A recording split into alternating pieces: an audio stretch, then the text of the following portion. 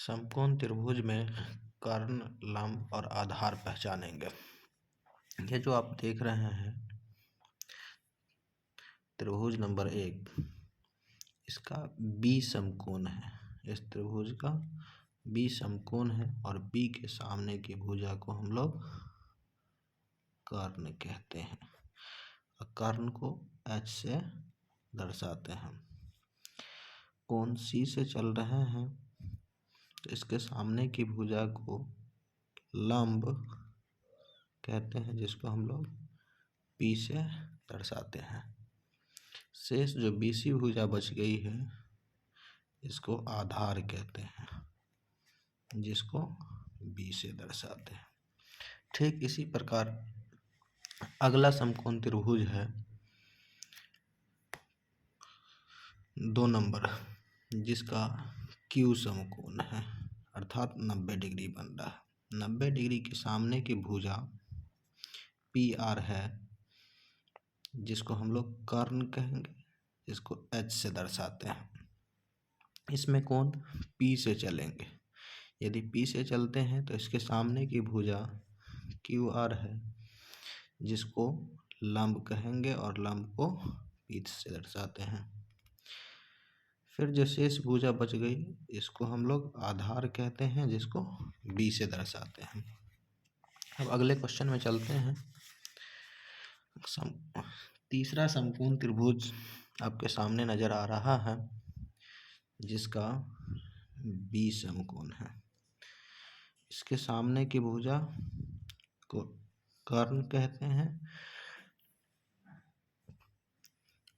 कोण ए से चल रहे हैं। कोण ए के सामने की भुजा को हम लोग लंब कहेंगे। शेष जो भुजा बच गई है इसको आधार। ठीक इसी प्रकार अगला चित्र है, जिसका y समकोण है।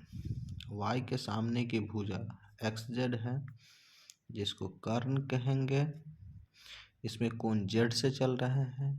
यदि कोण z से चल रहे हैं तो इसके सामने की भुजा xy है, जिसको p कहेंगे, और yz भुजा है, इसको हम लोग आधार कहेंगे। अगले त्रिभुज की ओर बढ़ते हैं।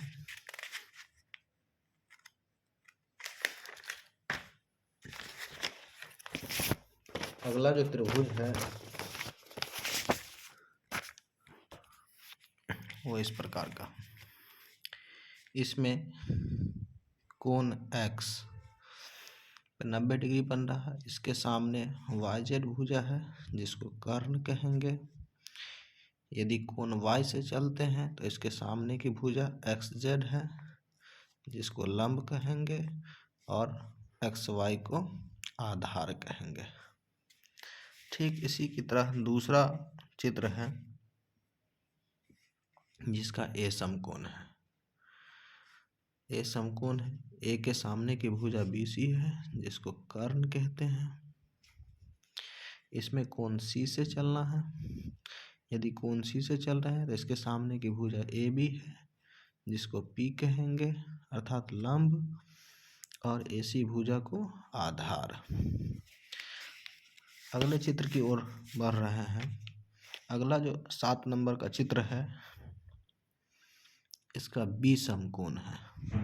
इसके सामने की भुजा AC है, जिसको कर्ण कहते हैं। कोण C से चलने पर AB भुजा को लंब कहेंगे और BC भुजा को आधार कहेंगे। ठीक इसी प्रकार का चित्र है 8 नंबर, जिसका y समकोण है। y समकोण है। y के सामने की भुजा xz है, जिसको हम लोग कर्ण कहेंगे।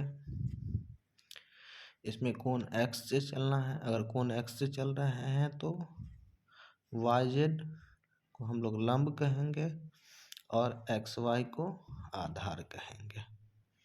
इस प्रकार हम लोग किसी भी तरह से समकोण त्रिभुज दे तो कर्ण, लंब और आधार को आसानी से पहचान सकते हैं।